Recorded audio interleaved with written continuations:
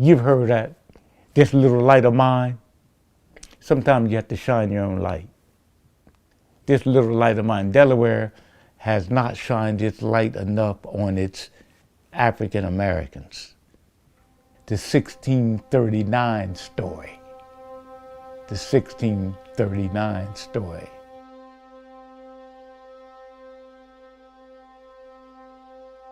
Anthony was the first known black settler in this area, Wilmington. And he arrived here in 1639 on a ship called the Vogel Grip. He was Anthony Swartz, or known as Black Anthony. He became assistant to Johann Prince, the governor, the Swedish governor of Delaware. Johann Prince was the largest governor we ever had. He weighed about 300 and some pounds. So Black Anthony was kind of like his, his assistant.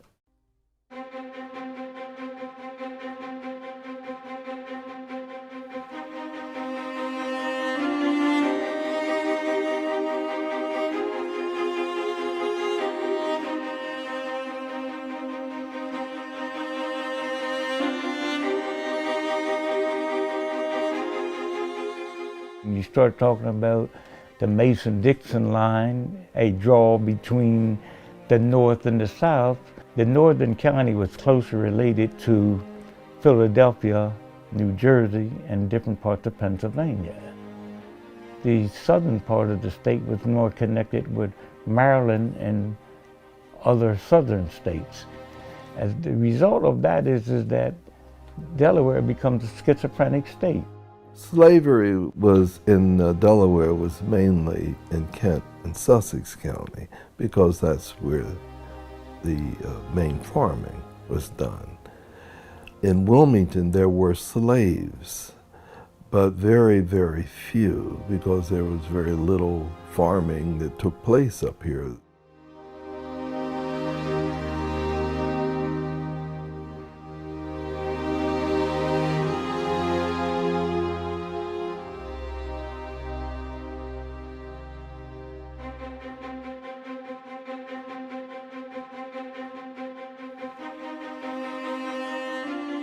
Wilmington, Delaware becomes the place to be. If you were progressive coming from lower Delaware, you want to be in Wilmington, Delaware. You want to come to Wilmington. Wilmington had city council, it had people who were progressive, it had religious leaders like Peter Spencer. Wilmington was a progressive place to be for African Americans, especially free blacks.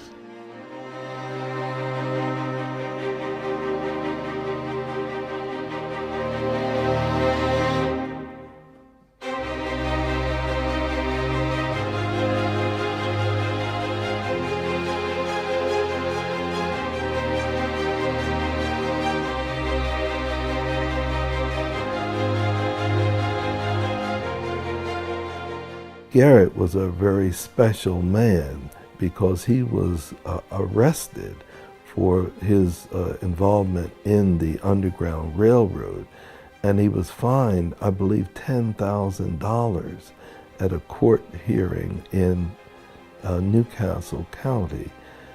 But let me tell you this. Here's what Garrett did.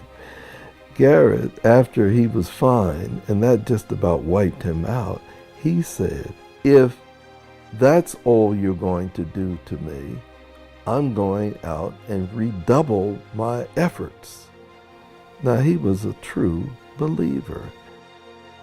You can't talk about the Underground Railroad unless you mention Thomas Garrett, station master of the Underground Railroad.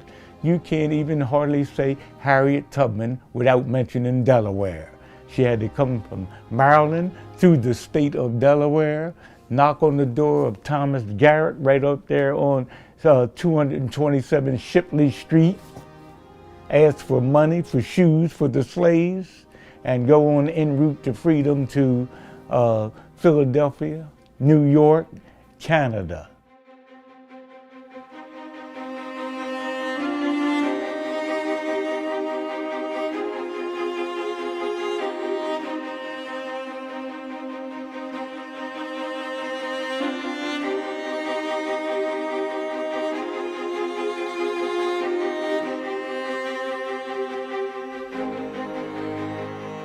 Even in 1860, the 4 million African American slaves who were worth more than $3.5 billion, this was the largest single financial asset in the entire U.S. economy, and was worth more than all manufacturing and railroads combined.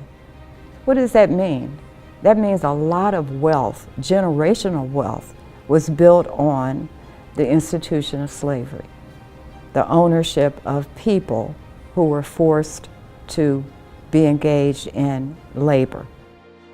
Sometimes we forget to tell these stories, and sometimes these stories need to be heard from everyone. We have to share this with our young people. We have to share it with our older people. We have to share it with people who used to hide things. They were ashamed of being black. Blacks have done a lot to aid and assist Delaware to move to higher ground. Just think about it. Delaware, the state that started the nation. Delaware blacks who did all they could to uphold the state of Delaware and what it entails. So we have a work to do from all of us to aid and assist in elevating the story of Black Americans in Delaware, the 1639 story. The 1639 story.